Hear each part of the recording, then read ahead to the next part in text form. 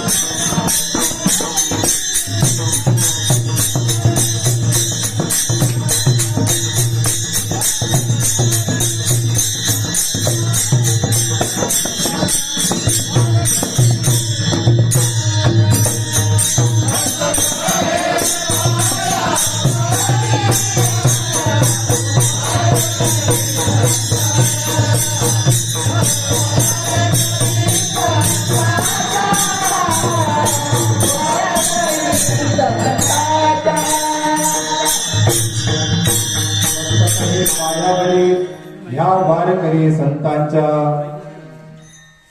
प्रस्तुत प्राप्तस्थळी प्राप्त प्रसंगी कीर्तनरूपी सेवेसाठी निवडलेला अभंग विश्ववंदनीय संत हृदय सम्राट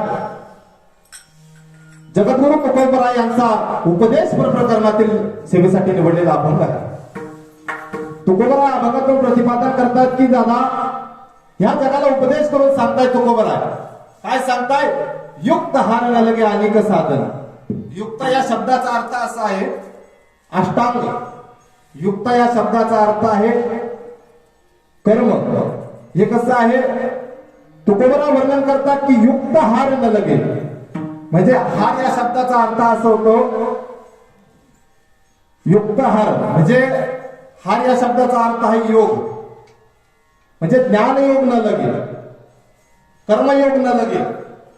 मग तुकोबराय काय सांगतात युक्त हार न लगे अनेक साधन अल्प नारायण दाखविते म्हणजे अल्प नारायणाने जे भगवंताने आपल्याला जे काही जीवदान दिलेलं आहे भगवंताने जे काही आपल्याला जीवन दिलेलं आहे भगवंताने जे आपल्याला आयुष्य दिलं आहे ते आयुष्य अल्प आहे.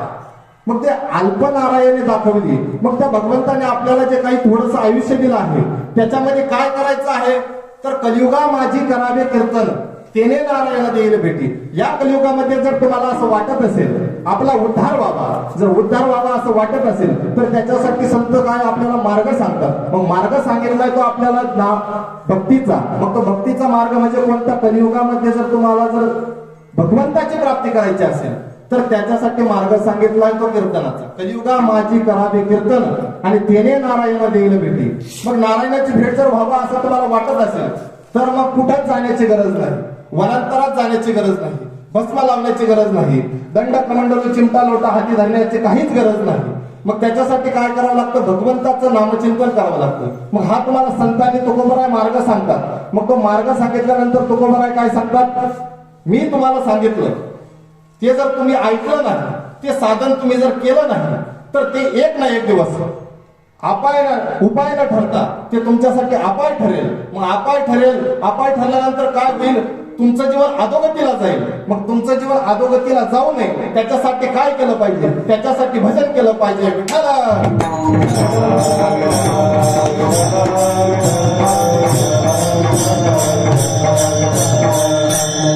अभंगाचा सरळशा भावात तो मांडण्याचा प्रयत्न केला.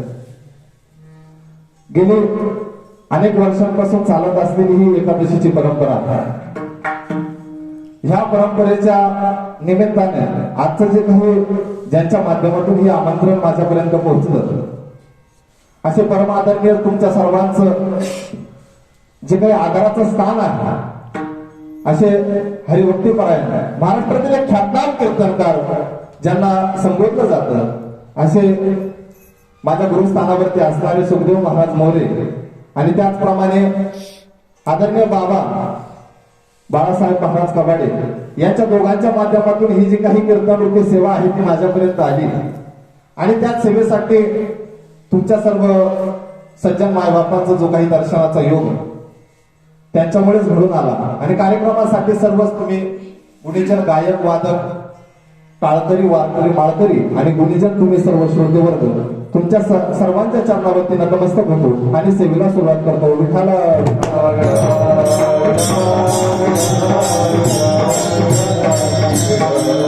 अभंग तुकोबरायांचा आहे. तुकोबराय काय सांगतात की युक्त हार न लगे, काय युक्त हार न लगे. ह्या कलियुगामध्ये जर तुम्हाला भगवंताची जी काही प्राप्ती करून घ्यायची असेल ह्या असं आहे, ह्या कलियुगामध्ये सध्या ज्ञान घेणारे, ज्ञान देणारेही राहिले नाही आणि ज्ञान घेणारे पण त्या मापाचे राहिले नाही. मग ज्ञान भेटेल का तुम्हाला या कलियुगामध्ये? नाही. मग तुम्हाला कर्मयोग, कर्मयोगाची तर तुम्ही अधिकारी नाही. मग जी काही साधना आहे ती साधना कर्मयोगाची साधना आहे. त्या कर्मयोगाने तुम्हाला देव प्राप्त करता येतो, तुम्हाला ज्ञानयोगाने देव प्राप्त करता येतो, तुम्हाला अष्टांग योगाने देव प्राप्त करता येतो. मग या कलियुगामध्ये जर तुम्हाला या साधना सांगितल्या आहे, मग या साधनेच्या तुम्ही पायीक आहात का? या साधनेसाठी तुम्ही आपण काय म्हणतो त्या साधनेसाठी तुम्ही उपयुक्त आहात का? तर त्या साधनेसाठी तुम्ही उपयुक्त नाही आणि ते ज्ञान तुमच्यापर्यंत पोहोचल का? नाही. एक उदाहरण सांगतो आणि पुढे सरतो. एक आडगाव सारखं एक छोटस गाव, त्या गावामध्ये एक साधू तपश्चर्या करून तिथे राहत असतात. त्यांचे काही शिष्यवर्ग पण तिथे राहत असतात. मग राहत असताना त्यांच्यातला एक शिष्य त्यांना विचारतो, गुरुजी मला ज्ञान सांगा. ज्ञान सांगा म्हटल्यानंतर गुरुजी म्हणतात ठीक आहे, हा पाण्याचा गडवा तू जा नदीवरून हा पाण्याचा गडवा भरून आण. मग भरून आण. तो म्हणतो ठीक आहे गुरुजी. तो पाण्याचा गडवा उचलतो, नदीवरती भरण्यासाठी जातो. त्यावेळेस साधू काय करतात, एक रस्त्याने महिला कचरा फेकण्यासाठी जात असते. मग ती कचरा फेकण्यासाठी जात असणारी महिला, मग साधू तिला सांगतात, हे बघ ताई, तू हा कचऱ्याचा ढीग फेकण्यासाठी चालली आहे. त्या नदीवरती माझा एक शिष्य आहे, तो शिष्य पाण्याचा गडवा भरण्यासाठी गेलेला आहे. मग तू काय कर, तो कचऱ्याचा जो काही ढिगारा आहे, तो कचऱ्याचा जो काही ढीग आहे तो माझ्या शिष्याच्या अंगावरती ओतून दे. ओतून दे म्हटल्यानंतर तो जातो. गुरुजी पाण्याचा गडवा आणतो आणि ज्यावेळेस ती बाई कचऱ्याचा ढीग त्याच्या अंगावरती ओतते, ओतल्यानंतर तो अर्वाच्य भाषेमध्ये त्या बाईला बोलतो. बोलून त्या बाईला 2-4 शिव्या देखील देतो. शिव्या दिल्यानंतर मग आणि तो गुरुजींकडे येतो. गुरुजी गुरुजी हा तुमचा पाण्याचा गडवा, आता मला ज्ञान सांगा. गुरुजी सांगतात, तू अजून त्या ज्ञानाचा अधिकारी नाही. मग तू त्या ज्ञानाचा अधिकारी नाही. मग म्हटल्यानंतर गुरुजी त्याला सांगतात का तू एक काम कर, तू 12 वर्ष तपश्चर्या करण्यासाठी वनात जा. तो 12 वर्ष त्या वनामध्ये तपश्चर्या करून तो परत 12 वर्षानंतर गावात येतो. मग गुरुजींना माहिती असतं हा कोणत्या दिवशी येणार आहे. त्या दिवशी गुरुजी काय सांगते, गुरुजी त्या बाईला सांगतात की हे बघ माझा शिष्य आज 12 वर्षानंतर तपश्चर्या करून कंदमुळं खाऊन त्याने जी काही तपश्चर्या केलेली आहे ती 12 वर्षानंतर तो परत इथं येणार आहे. मग आल्यानंतर तू फक्त एक काम कर, तो ज्यावेळेस तुला येताना दिसेल, ज्यावेळेस तो येताना दिसेल, जाताना फक्त त्याला एक जोरात धक्का मारायचा आणि धक्का मारून तू पुढे निघून जायचं. मग ती बाई जाते, त्या शिष्याला जोराचा धक्का मारते. धक्का मारल्यानंतर तो शिष्य काय करतो, त्याला इतका राग येतो. राग आल्यानंतर तो त्या बाईच्या 2 कानपडात ठेवून देतो. ठेवून दिल्यानंतर तो परत जातो गुरुजींकडे पळत पळत, गुरुजी मी 12 वर्षाची तपश्चर्या केली, आता मला ज्ञान सांग. गुरुजी म्हणतात, तू अजूनही त्या ज्ञानाचा अधिकारी झाला नाही. परत मग गुरुजी काय सांगतात, तू एक काम कर, परत जा तपश्चर्याला. 12 वर्ष परत त्याला तपाला पाठवतात. तो तपश्चर्या करून परत येतो. परत ते गुरुजी त्या बाईला सांगतात, एक काम कर बाई, तू आता जा आणि गेल्यानंतर त्याला काय करायचं, त्याचं दर्शन घेण्यासाठी तू वाकायचं आणि वाकल्यानंतर काय करायचं, त्याच्या पायाला असे जोराचे चिमटे घ्यायचे. ती बाई म्हणते ठीक आहे. ती बाई जाती दर्शनाला, त्या साधूच्या पायाला म्हणजे जो काही साधक आहे त्या साधकाच्या पायाला चिमटे घेते. तो साधक परत त्या स्थितीमध्ये त्या बाईला खूप अर्वाच्य शब्दामध्ये बोलतो आणि परत ही करतो. मग ती काय म्हणतात, तो परत गुरुजीकडे जातो. गुरुजीकडे गेल्यानंतर सांगतो, गुरुजी मला ज्ञान सांगा. गुरुजी म्हणतात, तू अजूनही त्या ज्ञानाचा अधिकारी झाला नाही. परत तपश्चर्या करायला जातो. तपश्चर्या करून आल्यानंतर बाई त्याच्याकडे डोळे वटारून बघते. त्यावेळेस तो काय करतो, त्या बाईच्या पायावरती नतमस्तक होतो आणि त्या बाईला म्हणतो, बाई आज तुमच्यामुळे मी तपश्चर्या करून 36 वर्षाची तपश्चर्या करून माझ्या आज 3 तप पूर्ण झाले आहे. हे कशामुळे शक्य झालं, हे तुझ्यामुळे शक्य झालं. आणि त्या बाईच्या चरणावरती नतमस्तक होतो. मग गुरुजींकडे जातो. गुरुजी आता मला ज्ञान सांगा. गुरुजी सांगतात, आता तू ज्ञानाचा अधिकारी झाला आहे. मग ज्ञानाचा अधिकारी झाला, मग त्याच्यासाठी काय करावं लागतं. जर तुम्हाला ज्ञान मिळवायचं असेल, जर तुम्हाला भक्ती जर करायची असेल, तर त्याच्यासाठी काय करावं लागतं, तपश्चर्या करावी लागते. कलियुगामध्ये कोणाला आहे का वेळ तपश्चर्या करायला? नाही. मग त्याच्यासाठी साधन सांगतात. मग या कलियुगामध्ये जर तुम्हाला असं वाटत असेल आपल्याला तर भगवंताची प्राप्ती व्हावी, मग त्याच्यासाठी काय साधनं सांगतात. मग ते साधनं तुकोबाराय सांगतात त्या अभंगाच्या पहिल्या चरणात,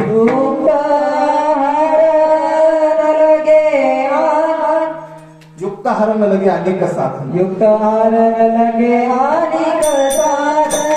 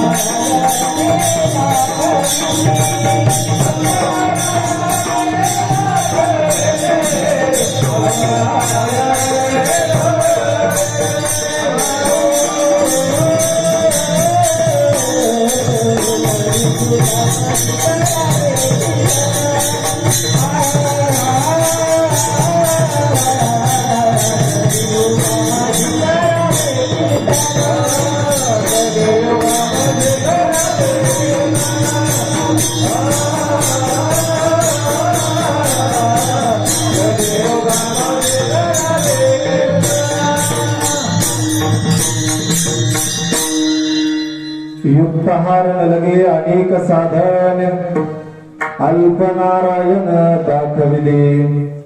भगवंताने जे आपल्याला जे काही आयुष्य दिलं आहे ते अल्प दिलं आहे.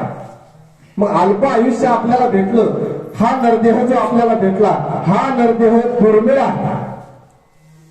नरदेह आपल्याला दुर्मिळ देह आपल्याला भेटला. मग या देहामध्ये येऊन काय करायचं आहे, तर त्या वासुदेवाचं चिंतन करायचं आहे.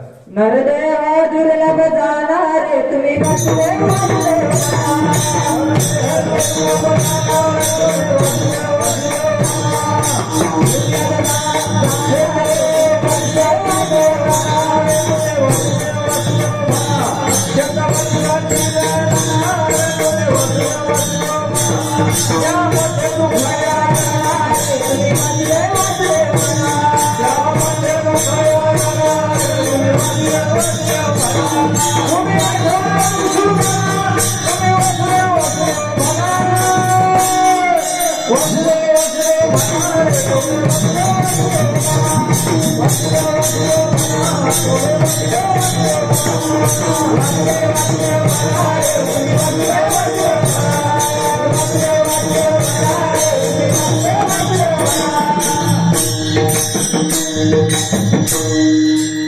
नरदेह दुर्मिळ जाणा, हा नरदेह दुर्लभ आहे. दुर्लभ देहाची आपल्याला प्राप्ती झाली आहे. या देहामध्ये येऊन आपल्याला करायचं तरी काय. मग या देहामध्ये येऊन आपल्याला काय करायचं असेल तर त्या भगवंताची प्राप्ती करायची आहे. मग हा देवाने देह आपल्याला दिला, तो दिला तरी नेमका कशासाठी? देवे दिला देव भजन गोमटा आणि तो या झाला फाटा बालिकेचा. मग आपल्याला देवाने दिला कशासाठी? देह भजनासाठी दिला आहे. पण दुर्दैव एक आहे, आपण तो भजनासाठी न वापरता भोजनासाठी वापरतो. मग तो भोजनासाठी वापरला म्हणजे नेमकं केलं तरी काय? या देहामध्ये येऊन, या जन्मामध्ये येऊन आपण फक्त काय केलं? नुसतं खाल्लं पिल्लं मजा केली. पण मजा करून आपण काय केलं? भगवंताचं नामचिंतन आपण या देहामध्ये येऊन घेतच नाही. मग या देहामध्ये येऊन आपण भगवंताचं नाम घेत नाही. म्हणूनच संतांना आपल्याला उपदेश करावा लागतो. म्हणूनच संत आपल्याला उपदेश करतात की युक्तहार न लगे अनेक साधने आणि अल्प नारायण दाखवली. मग हा आपल्याला जो काही मिळालेला देह आहे, जो भगवंताने आपल्याला दिला फुकट मोफट चोखट, मग तो त्याच्याच कामासाठी दिला आहे. ते आपल्याला मजा करण्यासाठी नाही दिला. तर देवाने त्याचाच गुणगान गाण्यासाठी आपल्याला तो देह दिला आहे, जो आहे एक एक योनी कोटी कोटी फिरा मग लागे वारा मानवाचा. मग हा दुर्मिळ देह अनेक काहीतरी खस्ता खाल्ल्यानंतर आपल्याला या देहाची प्राप्ती होते, या मनुष्य जन्माची प्राप्ती होते. जसं आंधळ्याच्या पायी सोन्याची चरबी जशी एकदा, तसं मनुष्याला देह हा एकदाच आहे. एक उदाहरण सांगेल आणि पुढे सरकेल. एका गावामध्ये, गावाच्या थोडस बाहेर एका शेतामध्ये एक छोटस घर असतं. त्या घरामध्ये 4 जण राहायचे. मग 4 जण राहायचे म्हणजे एक माणूस असायचा, एक त्याची पत्नी आणि त्यांचे 2 मुलं. असं त्यांचा सुखी संसार त्या ठिकाणी चालत होता. मग चालू असताना काय होतं, तो माणूस जो आहे तो माणूस आंधळा असतो. आंधळा असल्यामुळे त्याला काही तो बघू शकत नाही, तो काही काम करू शकत नाही. मग त्याचं फक्त एकच काम असायचं, रोज सकाळी उठायचं, गावात जायचं, गावाचा जो काही चौथारा आहे त्या चौथारावरती बसायचं, याची त्याची टिंगल टावळी मस्करी करायची. त्याच्या व्यतिरिक्त त्याचं कोणतंच काम नाही, तेच करायचा. रोज उठायचा, ते त्याचा रोजचा नित्यक्रम. मग तो दुपारीच्या वेळेस घरी जेवणासाठी येतो. एक दिवस घडतं असं, त्याची पत्नी काय करते, 4 भाकरी चौघांसाठी, प्रत्येकासाठी एक एक भाकरी करून ती शेतामध्ये कामासाठी निघून जाते. मग कामासाठी निघून गेलेले असताना काय होतं, हा दुपारून घरी येतो. घरी आल्यानंतर तो काय करतो, त्याला जोराची भूक लागलेली असते. भूक लागलेली असल्यामुळे तो काय करतो, 2 भाकरी तो खाऊन घेतो. खाऊन घेतो म्हटल्यानंतर त्या टोपल्यात किती उरतात, 2. मग 2 त्यांचे जे काही मुलं आहेत ते मुलं शाळेतून दुपारी घरी येतात. घरी आल्यानंतर ते काय करतात, दोन्ही मुलं एक एक भाकरी खातात आणि खेळण्यासाठी बाहेर निघून जातात. निघून गेल्यानंतर ती पत्नी, त्याची जी पत्नी आहे ती पत्नी येते थकून भागून, तिला भूक लागलेली असते. भूक लागलेली असल्यामुळे ती काय करते, घरात जाते, भाकरीचं टोपलं उघडते.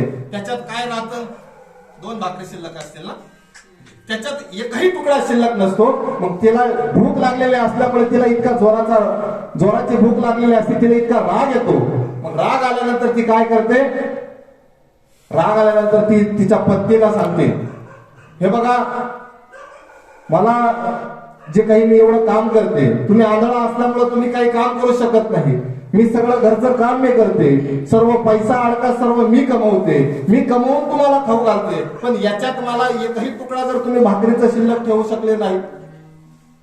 तो म्हणतो, मला भूक लागलेली होती, मी 2 खाल्ले, एक एक तर दोन्ही मुलांनी खाल्लं. मग त्या दोघांमध्ये वाद सुरू होतो. वाद इतका एकोपाला जातो. तो पती बाहेर ओट्यावर बसलेला असतो, ती पत्नी घरामधून बोलत असते. त्या पत्नीला इतका राग येतो. तो पती ज्या वेळेस ओट्यावरती बसलेला असतो, ती पत्नी जाते आणि त्याच्या पाठीमध्ये जोरात लात मारते. लात मारल्यानंतर घडतं असं, तो त्याच्या बाईला सांगतो, त्याच्या पत्नीला सांगतो, हे बघ, मी तुझा पती आहे, मी तुझा परमेश्वर आहे आणि तू माझा अपमान केला आहे. अपमान केला, तुम्हाला लात मारली. आता मी घर सोडून चाललो आहे, मी या घराकडे परत येणार नाही म्हटल्यानंतर तो तिथून जाण्याचा प्रयत्न करतो. तो तिथून निघतो. निघल्यानंतर तो काय करतो, संध्याकाळ होते. संध्याकाळ झाल्यानंतर त्याचा एक घनदाट अरण्यामध्ये प्रवेश होतो. मग त्या अरण्यामध्ये प्रवेश झाल्यानंतर होतं असं, त्याच एका तो जो ज्या गावचा असतो त्या शेजारच्या गावामध्ये एक चोरी होते. मग ती चोरी होऊन ते जे काही चोरलेलं सोनं आहे ते सोनं वाटण्यासाठी तिथं त्या जंगलामध्ये ते चोरही त्याच ठिकाणी येतात. आणि आंधळा थंडीचे दिवस असल्यामुळे तो काय करतो, एका झाडाचा आसरा घेऊन तो तिथं बसलेला असतो. मग तो बसलेला असल्यामुळे तो काय करतो, थंडी त्याला खूप वाजत असते, त्याच्या थंडीनं असे दात वाजायला सुरुवात होते, दात वाजायला सुरुवात होते आणि एका साईडने ते ज्या झाडाच्या साईडने तो बसलेला असतो त्याच्या विरुद्ध साईडने चोर येऊन बसतात. मग ते चोर त्यांचं काय वाटणीचं काम करत असतात. मग ते वाटणीचं काम करत असताना घडतं असं, या आंधळ्याचे दात वाजायला सुरुवात होते थंडीने. मग त्या थंडीने त्या आंधळ्याचे दात वाजायला सुरुवात होते. आंधळा थंडीनं कुडकुड कुडकुड कुडकुड कुडकुड करत असतो आणि तो आवाज, त्याचा जो काही आंधळ्याचा जो काही दातांचा आवाज आहे त्या चोरांच्या कानापर्यंत पोहोचतो. चोरांना अशी भीती वाटते, इथं भूत आहे की काय. मग चोराला इतकी भीती वाटते इथं भूत आहे आणि त्या चोरांचा देखील आवाज सुरू होतो आणि आवाज सुरू झाल्यानंतर त्या आंधळ्यालाही वाटतं इथं भूत आहे. मग भूत आहे म्हटल्यानंतर आंधळा काय करतो, चोरही तिथून त्या आवाज ऐकल्यानंतर चोर असा विचार करतात, हे बघ सोनं नाणं तर आपल्याला परत कमावता येईल, सोनं नाणं जे काही आपण चोरी आहे हे तर आपला धंदाच आहे, हे आपल्याला नंतरही करता येईल. पण एकदा जर भूताच्या आपण जर तावडीत जर सापडलो तर आपल्याला परत हे भूत जगू देणार नाही. मग ते काय करतात, ते सोनं नाणं तिथंच ठेवून तिथून पळ काढण्याचा प्रयत्न करतात. मग ज्या वेळेस तिथून पळ काढण्याचा प्रयत्न करतात मग आंधळाही तिथून, आंधळाही घाबरतो, आंधळा घाबरून तिथून तोही पळ काढण्याचा प्रयत्न करतो. पण त्यावेळेस जे काही सोनं आहे त्या सोन्याचा स्पर्श त्या आंधळ्याच्या पायाला होतो. मग आंधळ्या माणसाला स्पर्शज्ञान असल्यामुळे तो आंधळा काय करतो, ते सोनं जे उचलतो हातामध्ये घेतो आणि तो बघतो तर हे तर सोनं आहे. मग तो काय करतो, तिथून त्याच्या घरचा रस्ता पकडायचा प्रयत्न करतो. मग घरापर्यंत जातो, घरापर्यंत गेल्यानंतर त्याच्या पत्नीला आवाज येतो, दार वाजवतो, त्या पत्नीला सांगतो दार उघड. त्याची पत्नी म्हणजे तू तर लई बोलून गेला, आता परत आला. तू एकदा दार उघड, तुझ्यासाठी मी काय आणलंय ते बघ. मग काय आणलंय ते बघ म्हटल्यासाठी पत्नीने दार उघडलं. तो घरात येतो, दाखवतो, हे बघ मी तुझ्यासाठी काय आणलंय, सोनं आणलंय, सोन्याची चरबी आणली आहे. मग ती पत्नी काय म्हणते, हे कुठून आणलं. मग तो सगळा जो काही घडलेला जो काही वृत्तांत आहे तो त्या पत्नीला सांगतो. हे बघ, ज्यावेळेस ती 4 भाकरी करून गेलेली असते, 2 मी खातो, 2 मुलं खातात, भाकरी सांगतात तुला राग येतो, तुम्हाला लात मारते, मी निघून जातो. मग मला ती सोन्याची चरबी सापडते, एक काम कर, उद्याही आपण तसंच करू. तू 4 भाकरी कर, 2 मी खाईल, 2 त्या मुलांना देईन आणि तेही खाऊन मग तू ज्यावेळेस घरी दुपारी जेवायला येशील त्यावेळेस त्याच्यात काही शिल्लक राहणार नाही. मग त्यानंतर आपल्या दोघांचे परत भांडण होतील, भांडणामध्ये आपला वाद एकोपाला जाईल. तू माझ्या पाठीत परत लात मारायची, मी परत जंगलात जाईल, जंगलात जाऊन मी परत सोन्याची चरबी घेऊन येईल. भेटली ना त्याला परत सोन्याची चरबी, भेटेल का? जसं आंधळ्याला सोन्याची चरबी परत भेटणार नाही तसं या मनुष्याला देह परत भेटणार नाही. म्हणून या दुर्मिळ देहाची आपल्याला प्राप्ती झाली आहे. अल्प नारायण दाखवली म्हणजे अल्प आपल्याला जे काही जीवदान दिलेलं आहे, जे थोडं दिलेलं आहे, मग या थोड्या जीवनात आपल्याला काय करायचं आहे तर त्या भगवंताची प्राप्ती करण्याचा काहीतरी प्रयत्न करायचा आहे. मग अनेक साधन आहे, भगवंत प्राप्तीचे अनेक साधन आहे, पण ते साधन कोणी करू शकत नाही. मग त्याच्यासाठी सोपं साधन सांगितलं. ते सोपं साधन कोणतं? कीर्तन. नामसं कीर्तन साधन पै सोपे, जळतील पापे जन्मांतरीचे. मग तुम्हाला या मनुष्य जन्मामध्ये येऊन करायचं तरी काय? या मनुष्य जन्मामध्ये येऊन तुम्हाला मोक्ष प्राप्ती करते. काय? मोक्ष प्राप्ती करता येते. तुम्ही म्हणाल मोक्षाची प्राप्ती करायची असेल तर काशी या तीर्थक्षेत्रावरती जावं लागेल. ज्ञानोबरायांची गोड उभी आहे. ज्ञानोबराय वर्णन करतात की काशी या पवित्र तीर्थक्षेत्रावरती ज्यावेळेस तुम्ही जाल, मग काशी या तीर्थक्षेत्रावरती तुमचा ज्यावेळेस देह पडेल त्यावेळेसच तुम्हाला मोक्षाची प्राप्ती होईल. मोक्ष देऊन उदार काशी होय कीर, परी वेचणे लागे शरीर की हे गावे. जर तुम्हाला वाटत असेल आपल्याला मोक्षाची प्राप्ती व्हावी, काशी या तीर्थक्षेत्रावरती मोक्ष प्राप्तीचं साधन जे काही आहे, मोक्ष प्राप्तीचं जे काही तीर्थ सांगितलं आहे ते काशी आहे. बरोबर आहे. मग काशी या तीर्थक्षेत्र आहे. मग या काशी या तीर्थक्षेत्रावरती आपला देह पडल्यानंतरच आपल्याला मोक्षाची प्राप्ती आहे. त्याच्या आधी आहे का? जर एखादा माणूस रस्त्याने चालला आहे, त्याचा बस खाली त्याचा जाऊन ऍक्सिडेंट मध्ये त्या बस खाली जाऊन त्या जो काही जाणारा माणूस आहे त्याचा मृत्यू होतो. त्याचा मृत्यू झाल्यानंतर त्याच्या कुटुंबियांना 4-2 लाख रुपये भेटतात. मग ते 4-2 लाख रुपये भेटल्यानंतर ते जो काही मेलेला माणूस आहे त्याच्या काही कामाचे आहे का? नाही. मग तसे ते जे काही पैसे आहेत त्याच्या कामाचे नाही. तसं मेल्यानंतर मोक्ष काय कामाचं? मग जर तुम्हाला जिवंतपणे जर मोक्ष पाहिजे असेल तर काय करावं लागेल? तुकोबराय गोड वर्णन करतात. पंढरपूरच्या विठुरायाचा कळस जर बघितला तरी आपल्याला मोक्षाची प्राप्ती होते. तुका म्हणे मोक्ष देखिल्या कळेच आणि तात्काळ हा नाश अहंकाराचा. तुकोबराय काय म्हणतात, तुम्हाला जर मोक्षाची प्राप्ती करायची असेल तर त्याच्यासाठी काय करावं लागेल. पंढरपूरच्या भगवान विठुरायाचा ज्या वेळेस तुम्ही कळस बघाल, कळस बघितल्यानंतर तुम्हाला मोक्षाची प्राप्ती होईलच. पण तुमच्यामध्ये जो काही मद मत्सर द्वेष अहंकार जो आहे, हे जे काही तुमच्यामध्ये जे काही विकार आहे, हे विकार जागीच नष्ट होणार. मग अजून या शरीराने आपल्याला काय करता येतं, मोक्षाची प्राप्ती अजून एका ठिकाणाहून होते.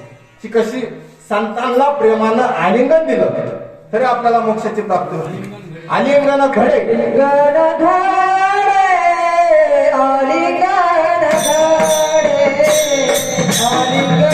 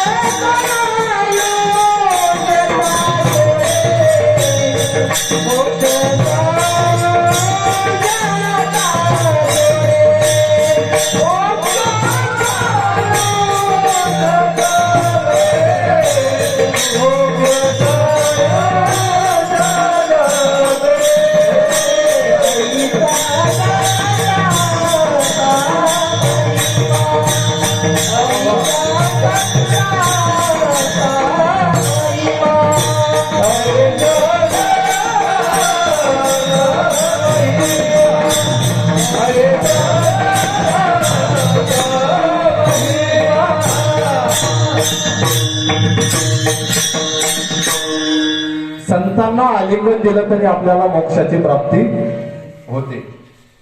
मग संतांना आलिंगन द्यायचं तरी नेमकं कोणत्या संतांना आलिंगन द्यायचं. संतांना आलिंगन द्यायचं तर त्या संतांना, ज्या संतांना आलिंगन द्यायचं त्यांचा अधिकार तेवढा पाहिजे. अधिकार संपन्न पुरुषाला जर, म्हणजे अधिकार संपन्न संतांना जर तुम्ही प्रेमानं आलिंगन दिलं तरच तुम्हाला मोक्षाची प्राप्ती आहे. हल्ली अनेक स्वतःला संत म्हणून घेणारे अनेक आहेत. या कलियुगामध्ये साधूला थोर मानलं आहे, पण साधू देखील त्या मापाचे पाहिजे. एक गोड प्रमाण आहे, साधू थोर जाणार, साधू थोर जाणार, साधू थोर जाणार कलियुगे. साधूला या कलियुगामध्ये जर थोर मानला आहे, पण साधू सुद्धा त्याच अधिकाराचे पाहिजे, तर त्या साधूला थोर मानला. मग असे थोर साधू नेमके कोणते. असे थोर साधू आहे जगद्गुरु तुकोबा. मग हे तुकोबरायांचे नेमके अधिकार तरी किती आहे. ह्या तुकोबरायांचं नुसतं तुकाराम तुकाराम असं नाव जरी घेतलं, तुकाराम तुकाराम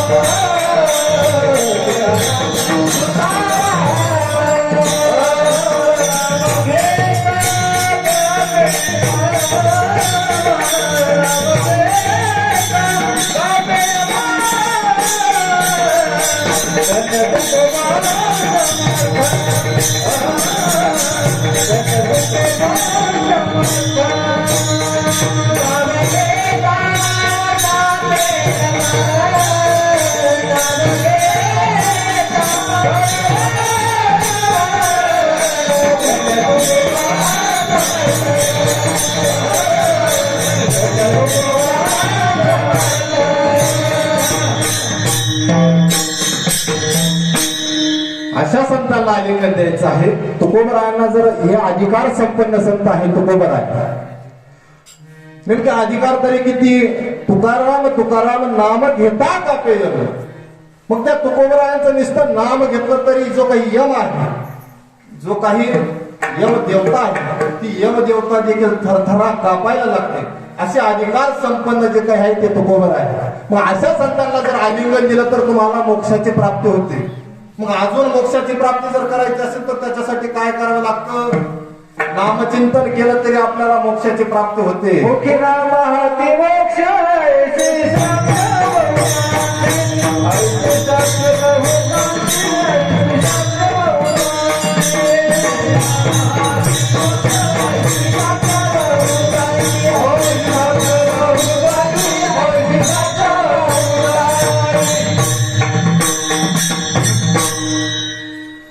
याला जोडून अजून हरिपाठात एक गोड प्रमाण आहे. हरी हरी हरी मंत्र हा शिवाचा. हरी हरी हरी मंत्र हा शिवाचा. देवाचा तया देवाचा तया. त्या हरीचं नामचिंतन नखामध्ये धारण केलं तरी आपल्याला मोक्षाची प्राप्ती होते. हरीचं जे काही पहिलं चिंतन कुणी केलं होतं माहिती का? हरी नामाचं जे पहिलं चिंतन केलं ते भगवान भोले बाबांनी. भगवान भोले बाबांनी जे काय हरी हरी नामाचं जे काही चिंतन केलं आहे. हरी हा शब्द कुठून आलाय? वेदातून आलेला आहे.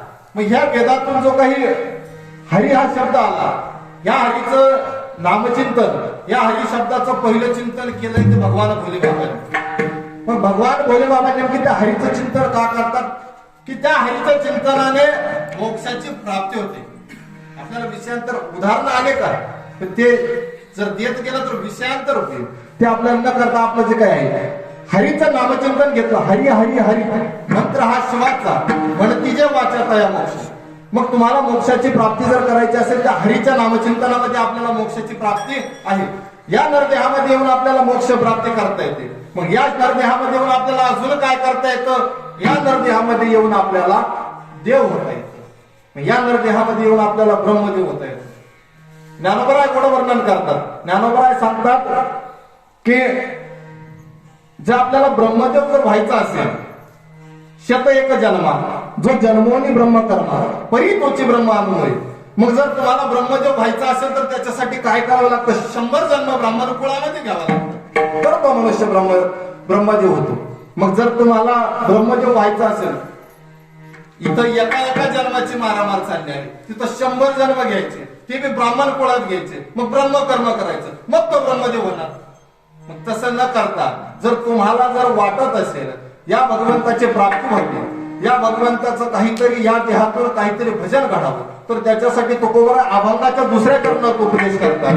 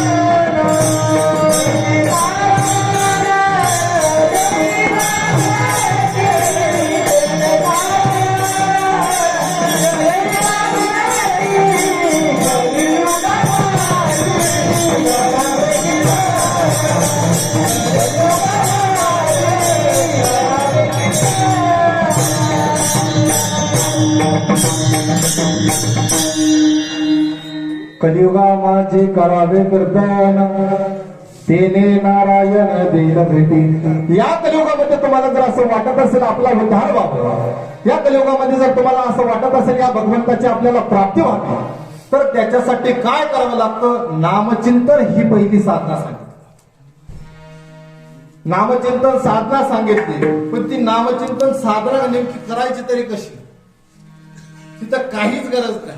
नामचिंतन साधना आपण कुठेही करू शकतो. ठाईच बैसोनी करा एक चित्त आवडी अनंत आळवावा.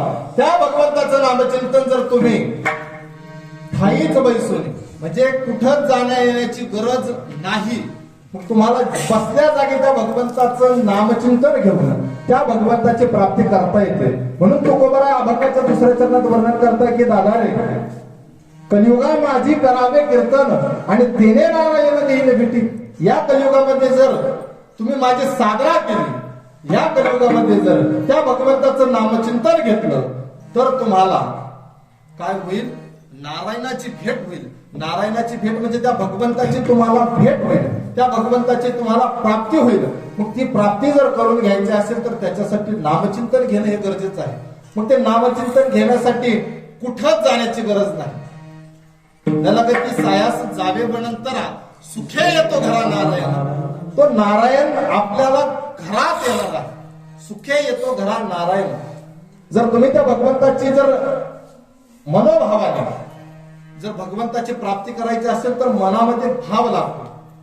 एका सुभाषितकारानं गोड वर्णन केलं आहे. भावेन देवम कल्याण नरेंद्र धनेन कांता कपटेन शत्रू सत्येन मित्रा कृपयाच पुत्र ज्ञानेन मोक्ष वशमान्य.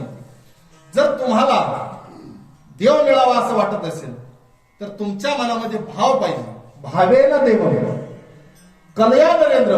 जर तुमच्यामध्ये जर कला असेल तर तुम्हाला राजा प्रसन्न करते. भावेन देवम कल्याण नरेंद्र धनेन कांता. जर तुमच्याजवळ पैसा असेल तर मनासारखी बायको तुम्हाला भेटेल. धनेन कांता कपटेन शत्रू. जर तुम्ही कपटाने वागले तर तुमचे शत्रू तयार होणार. सत्यानं मित्रा. जर तुम्ही सत्यानं वागले, तुम्ही जर चांगलं वागले तर तुमचे मित्र झाल्याशिवाय राहणार नाही. कृपयाच पुत्र. जर तुम्हाला असं वाटत असेल काय आपला पुत्र चांगला असावा तर त्याच्यावर तसे संस्कार होणे देखील महत्वाचे आहे. कृपयाच पुत्र ज्ञानेन मोक्षम. तुमच्याजवळ जर ज्ञान असेल तर ज्ञानाने देखील आपल्याला मोक्षाची प्राप्ती ही करता येते. मग ती ज्ञानाची प्राप्ती, त्या मोक्षाची प्राप्ती करायची असेल तर त्याच्यासाठी ज्ञान असणं देखील गरजेचं आहे. मग ते ज्ञान कसं पाहिजे तर त्या भक्तीने देखील आपल्याला मी तुम्हाला सांगून गेलो, त्या भक्तीनेच आपल्याला देवाची प्राप्ती करता येते. ती कशी करायची तर त्या भगवंताची भक्ती नेमकी करायची तशी कशी. जर त्या भगवंताची भक्ती करायची, त्या भगवंताची प्राप्ती करायची तर त्याच्यासाठी सोपं साधन आहे त्या भगवंताचं नामचिंतन. मग ते नामचिंतन करायचं तरी कसं? सर्वांनी हात वरती करा. आपण 1-2 मिनिटात त्या भगवंताचं नामचिंतन करू. विठोबार कुमारी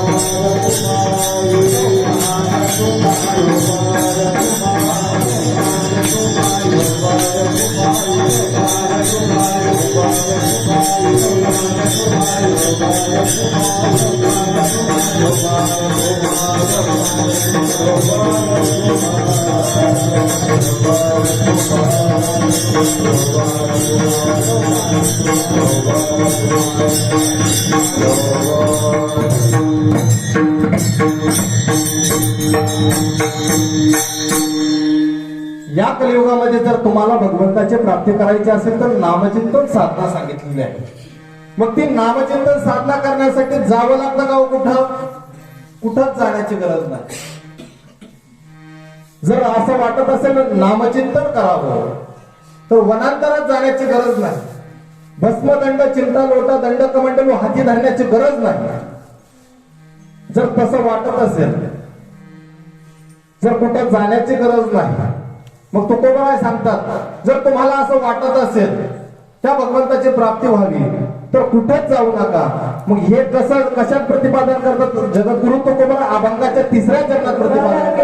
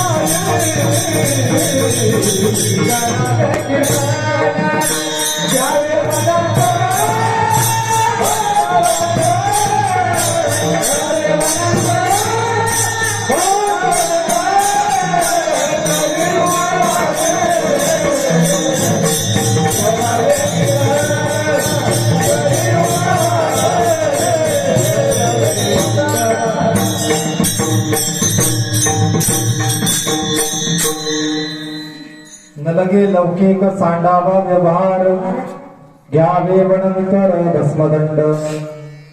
तुकोबराय वर्णन करतात की तुम्हाला कुठेच जाण्याची गरज नाही, हातामध्ये दंड कमंडलू चिमटा लोटा घेण्याची गरज नाही. हे तुम्हाला सांगताय तरी कोण? अधिकार संपन्न पुरुष जे आहे जगद्गुरु तुकोबराय. तुकोबराय सांगतात की तुम्हाला कुठंच जाण्याची गरज नाही, त्या वनांतरामध्ये जाण्याची गरज नाही, भस्मा लावण्याची गरज नाही, दंड कमंडलू चिमटा लोटा घेण्याची गरज नाही. फक्त तुम्ही काय करायचं आहे? त्याच भगवंताचं नामचिंतन करायचं आहे. मग तुकोबराय सांगतात मी तुम्हाला हे सांगतोय, मी हे सांगतोय तरी का? बुडत हे जल न देखावे डोळा येतो कळवळा म्हणून या. संतांना असं वाटतं काही जे काही कलियुगामध्ये आहे, अनेक काही घटना घडत आहे. हे कलियुग आहे, या कलियुगामध्ये काहीही घडू शकते. म्हणून ते काही संत आहेत आपल्याला उपदेश करतात. मग संत आपल्याला का उपदेश करतात? संत आपल्याला जे काही चांगले मार्ग सांगतात त्या मार्गाने जर आपण मार्गक्रमण केलं, काय मार्ग दाबून गेले आधी दयानिधी संत तेनेची पंथी चालू जातात. जर त्या मार्गाने आपण मार्गक्रमण केलं, जो संतांनी आपल्याला मार्ग सांगितलेला आहे त्या मार्गाने जर आपण मार्गक्रमण केलं तर एक ना एक दिवस आपल्याला मुक्कामाचा रस्ता हा निश्चित आहे. मग मुक्कामाचा रस्ता तरी नेमका कोणता? मुक्कामाचा रस्ता म्हणजे त्या भगवंताची प्राप्ती. त्या भगवंताची प्राप्ती सांगताय जगद्गुरु तुकोबरायकर तुम्हाला मी सांगतोय. मग त्याच मार्गाने तुम्ही मार्गक्रमण केलं पाहिजे. मग नाम साधना सांगितली. मग त्या नाम साधनेच्याच माध्यमातून तुम्हाला त्या भगवंताची प्राप्ती करता येते. विठाला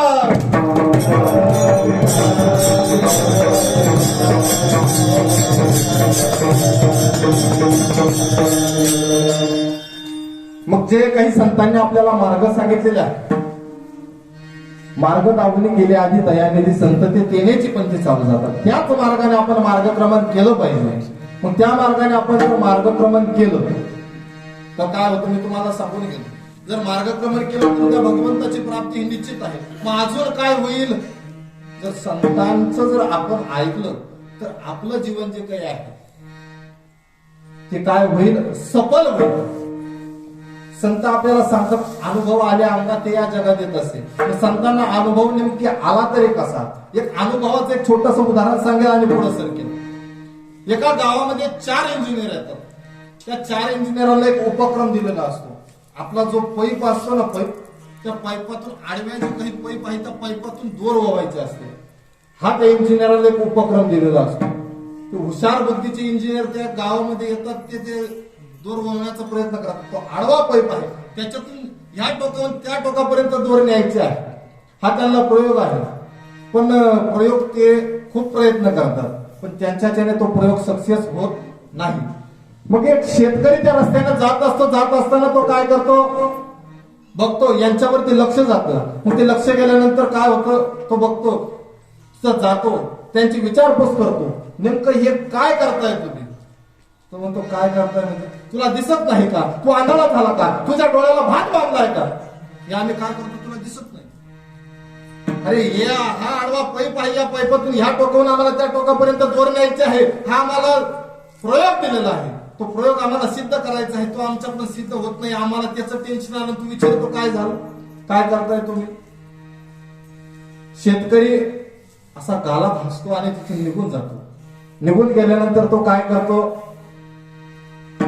मळ्यामध्ये जाऊन एक उंदराचं छोटं पिल्लू पकडतो आणि पिल्लू पकडून घेऊन तो तिथे येतो. हे बघा मी याचा प्रयत्न करून बघतो, असं त्या इंजिनियरांची विनवणी करायला लागला. ते म्हणते आम्ही एवढे शिकेल असून आमच्याकडून ते काहीच होत नाहीये आणि तू आडाने तू काय करणार आहे. तो एकदा तुम्ही मला एक चान्स देऊन बघा. चान्स देऊन बघा म्हटल्यानंतर ते काय करतात, ठीक आहे आम्ही एवढं करतोय, आमच्याकडून शक्य नाही, पण तू एकदा करून तर बघ. मग तो काय करतो, जो काही शेतकरी आहे तो त्या उंदराच्या शेपटीला अशी दोर बांधतो आणि दोर बांधून काय करतो, एक तोंड त्या दोरीचं जे काही एक तोंड आहे ते उंदराच्या शेपटीला बांधतो आणि दुसरं तोंड हातात पकडतो. तो उंदराचं जे पिल्लू आहे त्या पाईपात सोडतो. पाईपात सोडल्यानंतर घडतं असेल, ते उंदीर आहे तो ह्या टोकावरून त्या टोकापर्यंत गेल्यानंतर काय करतो, तो शेतकरी त्याच्या पायाची दोरी सोडून घेतो आणि सोडून गेल्यानंतर तो सांगतो, हे बघा तुमचा प्रयोग सक्सेस. तुमचा प्रयोग सक्सेस झाला कसा, त्या शेतकऱ्याला त्या बाबतीत अनुभव होता म्हणून तो शेतकरी तो प्रयोग सक्सेस करू शकला आणि त्या इंजिनियरला त्या बाबतीत अनुभव नाही म्हणून ते इंजिनियर तो प्रयोग सक्सेस करू शकले नाही. विठाला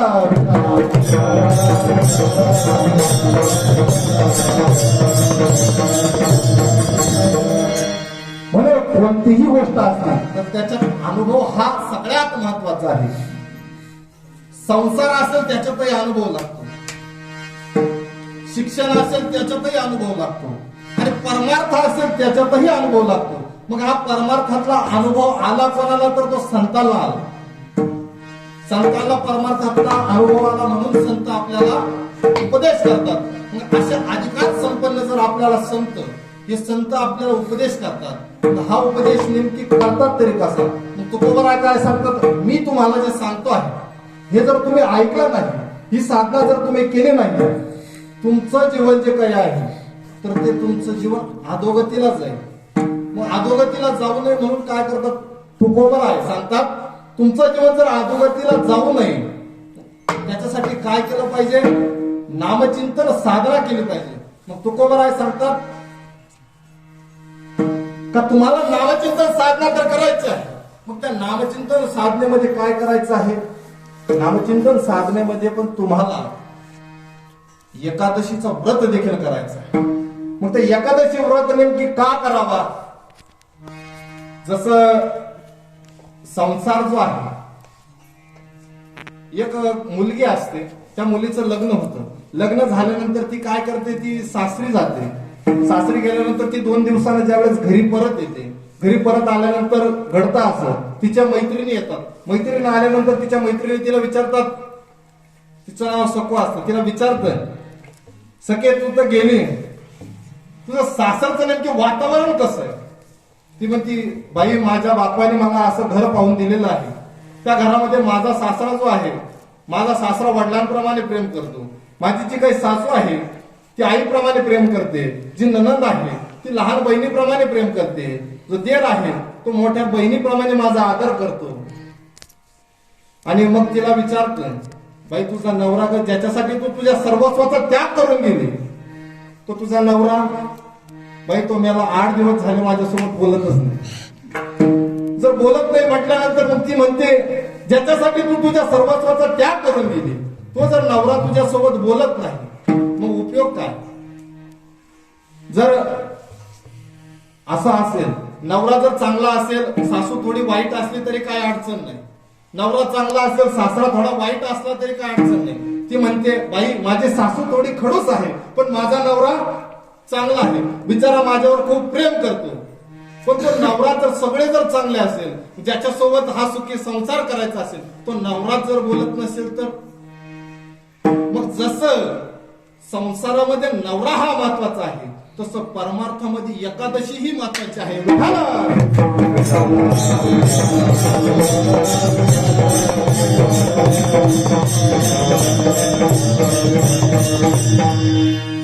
समाजाची अशी मानसिकता झाली आहे, अध्यात्म सांगून लोकांना कळतच नाही. या अध्यात्म सांगून म्हणजे यांना संसारातल्या गप्पा मारला का लोकांना खूप गोड वाटतं, पण तसं नाही. संसारातल्या गप्पा ह्या वायफट आहेत आणि जे परमार्थाविषयी जे आपण बोलू तेच आपल्यासाठी फायदेशीर आहे. विठाला विठाला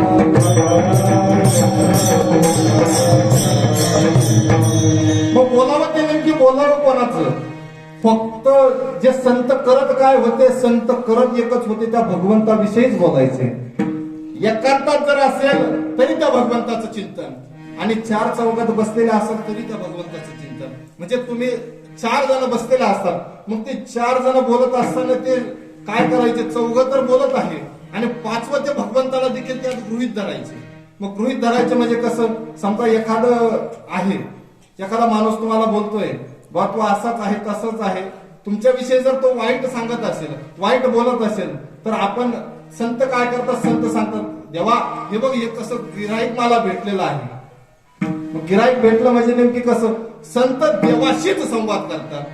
तसेच तुकोबराय आहे, तुकोबराय देखील देवाशीच संवाद करतात, देवाचंच चिंतन करतात. देवाचं चिंतन करत असताना एक तुम्हाला एक छोटस उदाहरण सांगेल आणि पुढे सकेल. ज्या वेळेस लोहगावचा एक छोटासा प्रसंग आहे, लोहगावमध्ये घडतं असं, शिवबा कासार नावाची व्यक्ती त्या लोहगावमध्ये राहत असते. शिवबा कासार नावाची जी व्यक्ती आहे, मी तुम्हाला संतांची उंची एका मिनिटात सांगेल आणि पुढे सरकेल. लोहगावमध्ये ज्यावेळेस ते शिवबा कासार नावाचे जे राहत होते, कासार समाजाची व्यक्ती, शिवबा नावाची ती व्यक्ती आहे, त्या शिवबांचा एकच व्यवसाय असायचा बांगड्या विकण्याचा. ते बांगड्या विकायचं काम त्यांचं असायचं आणि त्याला एक संसाराची खूप आवड. शिवबा कासारांना एक संसाराची खूप आवड होती. मग ती आवड अशी होती, त्यांना संसाराशिवाय काहीच चांगलं वाटत नव्हतं. त्यांना असं वाटायचं संसार म्हणजे माझं सर्वस्व आहे. मग संसार म्हणजे माझं सर्वस्व आहे म्हटल्यानंतर ते काय, मग देहू गावामध्ये ज्यावेळेस तुकोबराय देहूवरून ज्यावेळेस लोहगावला कीर्तनासाठी गेलेलं असताना असा शिवबा कासार सगळे कीर्तनाला यायचे, शिवबा कासार कधीच कीर्तनाला येत नसे. मग शिवबा कासार कीर्तनाला येत नसे म्हटल्यानंतर काय घडायचं, मग तुकोबरायने एकदा बोलवलं, पाठवलं शिवबाला बोलवा. पण शिवबा जरी आले तरी शिवबा अर्ध्या कीर्तनातून उठून जायचे. मग एका दिवशी घडलं असं, तुकोबरायांनी एका साधकाला खडे दिले, पण ते खडे असे होते ज्यावेळेस लोखंडाला त्या खड्यांचा स्पर्श झाला तर त्या लोखंडाचं सोनं व्हायचं. म्हणजे असे देहू गावामध्ये असा प्रचार प्रसार, देहू गावापासून तर लोहगाव, लोहगावापासून तर अनेक ठिकाणी तुकोबरायांचा असा प्रचार झाला की तुकोबराय चमत्कार करतात, चमत्कार करतात असा प्रचार ज्यावेळेस झाला. मग प्रचार झाल्यानंतर ते शिवबा कासारांच्या कानापर्यंत गेलं. मग कानावर गेल्यानंतर शिवबा कासार काय म्हणतात, हे तुकोबराय जर असे चमत्कारी पुरुष आहे, यांनी खडे दिले, हे खडे लोखंडाला लावले तर लोखंडाचं सोनं होतं. तुकोबरायांनी नुसते खडे दिले तरी तितका त्याचं सोनं होऊ शकतं जर लोखंडाचं, तर मग तुकोबरायांचा अधिकार असेल तरी किती. मग तुकोबरायांचा अधिकार असेल ते तुकोबरायांना जाऊन भेटतात. भेटल्यानंतर त्याला एक थोडीशी तुकोबरायांच्या संगतीत राहून अध्यात्माची गोडी लागते. मग अध्यात्माची गोडी लागल्यानंतर कीर्तनाची आवड निर्माण होते.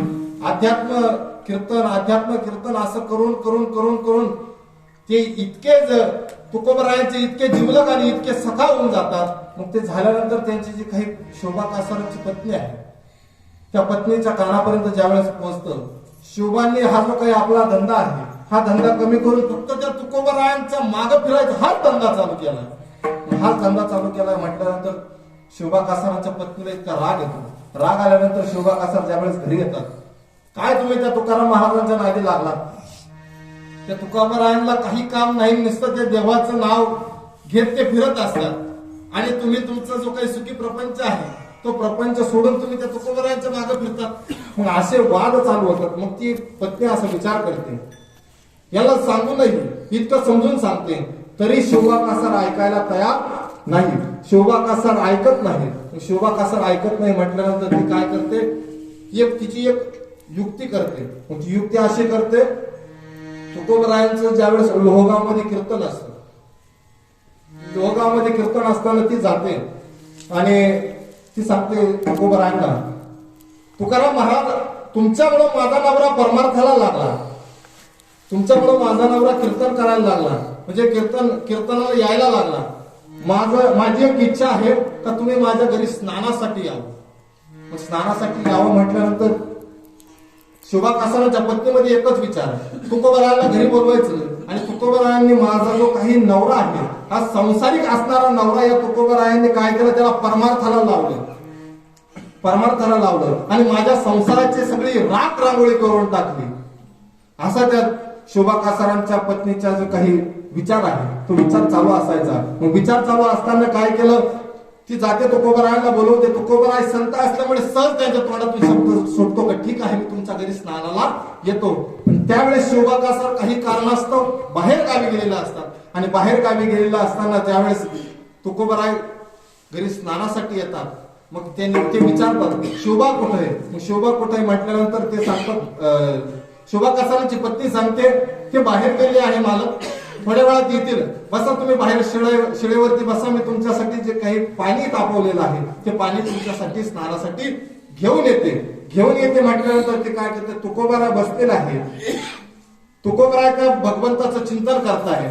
त्या भगवंताचं नामचिंतन करता त्यांची पत्नी शोभा कासारांची पत्नी येते आणि तुकोबरायांचे डोळे बंद आहे आणि ते बंद डोळे असताना काय करते, जे काही गरम उकळतं पाणी आहे ते उकळतं पाणी काय करते, तुकोबरायांना तिला दंड द्यायचा होता.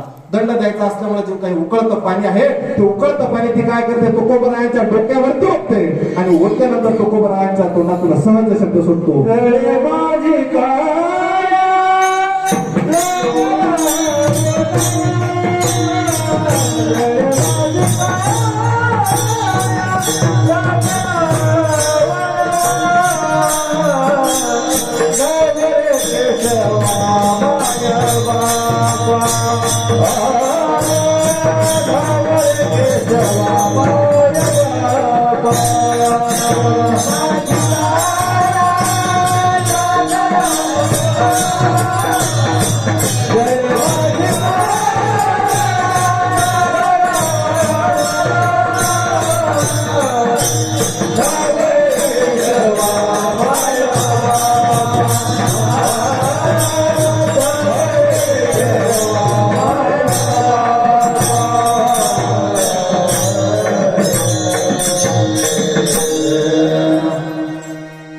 माझी काया लागला बनवा धावरे केशवा माय बापा.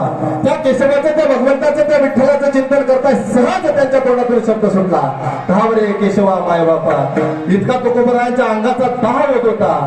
हे बघा, आपण जे काही आंघोळीला गरम पाणी घेतो ती उकळलेलं नसतं, फक्त तापवलेलं असतं. त्या तापवलेल्या पाण्यात आपण नुसतं बोट जरी टाकलं तरी आपल्याला जोराचा चटका बसतो आणि त्या चटक्याची वेदना जर आपल्याला इतकी होत असेल तर विचार करा, तुकोबरायांच्या अंगावरती उकळलेलं पाणी ओतलेलं आहे, तुकोबरायांच्या अंगाचा किती दाह होत असेल. मग त्या तुकोबरायांच्या अंगाचा इतका दाह चालू होतो आणि दाह चालू असताना घडतं असं, तुकोबरायांचा जो काही दाह चालू आहे तो काही क्षणात शांत होतो. त्या भगवंताचं नामचिंतन घेतल्यानंतर काही क्षणात तो दाह शांत होतो आणि शांत झाल्यानंतर घडतं असं, तुकोबराय तिथून निघून जातात आणि निघून गेल्यानंतर ज्यावेळेस शोभा कासार घरी येतात, घरी आल्यानंतर शोभा कासार येतात आणि आल्यानंतर त्यांची पत्नी जी काही संध्याकाळची वेळ झालेली असते आणि त्या संध्याकाळी घडतं असं, त्यांची जी काही पत्नी आहे जे तुकोबरायांच्या अंगावरती पाणी ओतलं, पाणी ओतल्यानंतर जो काही तुकोबरायांचा दाह शांत होऊन गेला, पण त्या उलट जिनं पाणी ओतलं तिला त्या वेदना सुरू झाल्या आणि सुरू झाल्यानंतर घडलं असं, तिच्या अंगावरती असे फोड आले आणि फोड आल्यानंतर तिच्या अंगाचा इतका दाह चालू झाला जो तुकोबारायांना पाणी ओतल्यानंतर जो दाह होत होता त्याच्या दुप्पट तिच्या अंगाचा दाह चालू झाला. आणि दाह चालू झाल्यानंतर शोभा कासार आले. शोभा कासारने विचारलं नेमकं झालं काय, पण ती सांगायला तयार नाही. सांगायला तयार नाही म्हटल्यानंतर ती सांगते, पण मग शोभा कासार विचारत सांग नेमकी झालं काय म्हटल्यानंतर ती सांगते असं, मालक मी ज्यावेळेस त्या तुकोबारायांच्या नादी लागून तुम्ही काय केलं, तुम्ही परमार्थाला लागले, तुम्ही कीर्तनाला लागले, तेव्हा मला इतकं वाईट वाटत होतं. माझा नवरा मला सोडून त्या तुकोबारायांच्या मागं फिरतो म्हणून मला वाईट वाटत होतं. म्हणून मी तुकोबारायांना दंड देण्यासाठी आपल्या घरी बोलवलं, स्नानासाठी घरी बोलवलं. मला त्या तुकोबारायांविषयी काहीसा राग होता. मग तो राग मला असं वाटत होतं की तुकोबारायांना आपण जाळावं, तुकोबारायांना त्रास द्यावा असं मला वाटत होतं. म्हणून मी तुकोबारायांना तुम्ही नसताना घरी स्नानासाठी बोलवलं. आणि स्नानासाठी बोलवलेलं असताना गरम उकळतं पाणी मी त्यांच्या अंगावरती ओतलेलं. ज्यावेळेस शोभा कासार हा सर्व प्रसंग ऐकतात, प्रसंग ऐकल्यानंतर शोभा कासार सांगतात, तू हे काय पाप केलं, तुला कोणत्याही नरकात जागा भेटणार नाही असा पाप तू केलेला आहे. त्या तुकोबारायांच्या अंगावरती गरम पाणी ओतलं, त्या तुकोबारायांना त्रास देण्याचा प्रयत्न केला. तुकोबाराय किती अधिकार संपन्न आहे, अशा माणसावरती तू असं केलं. ते म्हटल्यानंतर ते सांगतात, शोभा कासार म्हणतात, आता हे बघ तू हे पाप केलेलं आहे.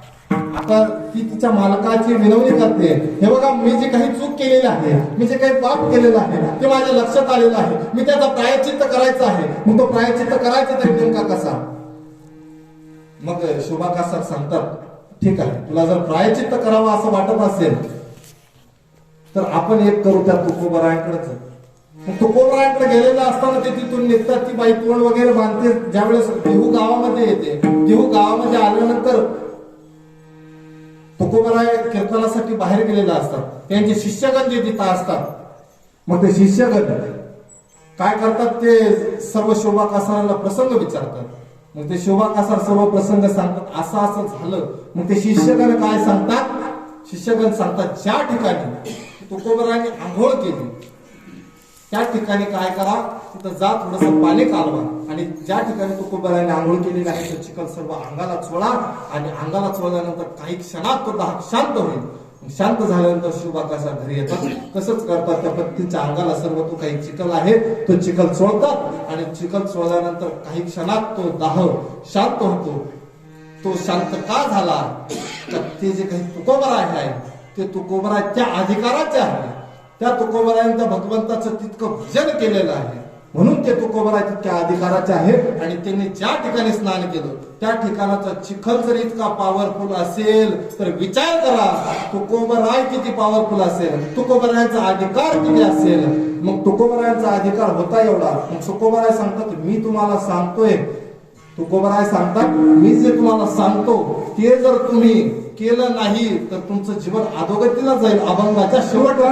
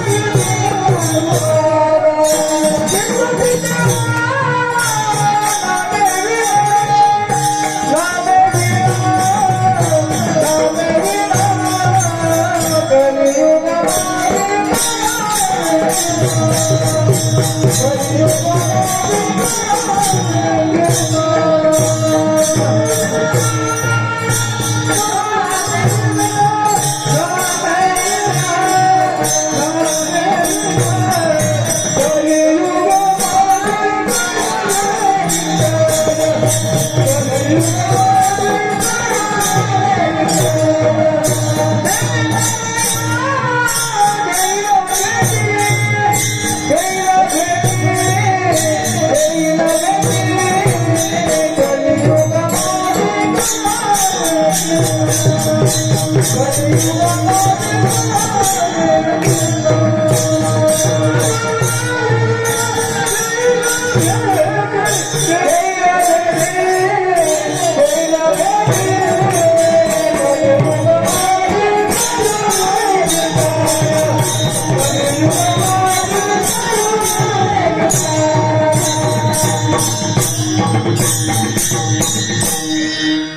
वा तुका म्हणे मज अनेक उबाब दिसती हे वाव नामेवे. तुकोबराय काय सांगतात, मी तुम्हाला एक सांगतोय ते जर तुम्ही केलं नाही तर तुम्हाला काय होईल, तुमचं जीवन अधोगतीला जाईल. ते तुम्हाला उपाय न ठरता ते अपाय ठरेल. मग ते अपाय ठरून काय होईल, तुमचं जीवन अधोगतीला जाईल. मग हे सांगतात तुम्हाला, मार्ग सांगतात ते संत. मग अशा संतांचं आपण भजन करूया. ज्ञानेश्वर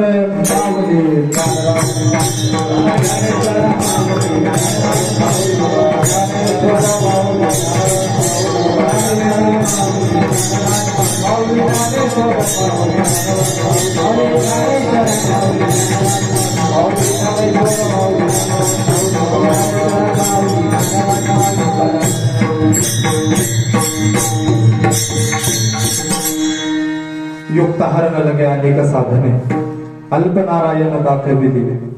कलियुगा माझी करावे कीर्तन तिने नारायण देईल भेटी. जगद्गुरु तुकोबरायांच्या अभंगावरती काहीच चिंतन मांडण्याचा प्रयत्न केला आणि चालत असलेली ती 12ही महिने आपण शुद्ध एकादशीला हा कार्यक्रम करत असतो. आणि आदरणीय जे काही आपले सर्वांचे श्रद्धास्थान असणारे श्री हरिभक्तीपरायण सुखदेव महाराज मोरे यांच्या जे काही कृपा छत्राखाली आपण सर्वजण हा कार्यक्रम करत असतो. आणि कार्यक्रम करत असताना तुम्ही सर्वजण त्यांना सहकार्य करतात. आणि या सहकार्याच्या भावनेतून जो काही चालत असतो, या मंदिरामध्ये एकादशीचा जो काही नामयज्ञ, एक दिवसीय नामयज्ञ हा चालत असतो.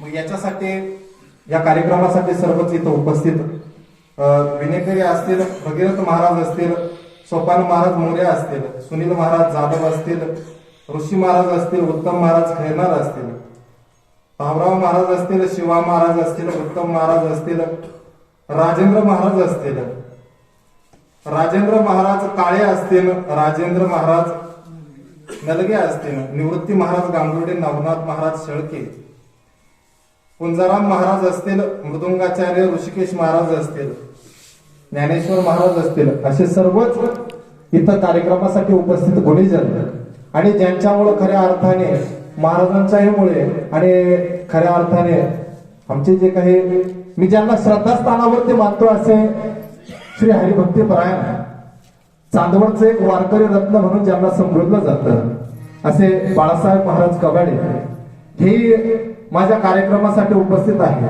बाबांच्याही चरणावरती नतमस्तक होतो आणि झालेली सेवा भगवंताच्या चरणावरती समर्पित करतो आणि माझ्या वाणीला इथंच पूर्ण विराम देतो. जे काही चांगलं असेल ते माझ्या सद्गुरूची देण असेल. गुरुवर्य निवृत्ती महाराज चव्हाण ठाणगावकर यांचे जे काही माझ्यावरती झालेले संस्कार आहेत, त्यांच्या संस्कारातून मी काहीसं बोलण्याचा प्रयत्न करतो आणि त्याच्यासाठी सद्गुरूंची जी काही देण मला आहे त्या भगवंताची देण आहे आणि त्याच्या माध्यमातूनच त्या भगवंताचं गुणगान गात असतो. आणि झालेली सेवा सद्गुरूंच्या चरणावरती तुम्हा सर्व सज्जन श्रोत्र माय बापांच्या चरणावरती समर्पित करतो आणि माझ्या वाणीला इथंच पूर्ण विराम देतो. विठ्ठला जय जय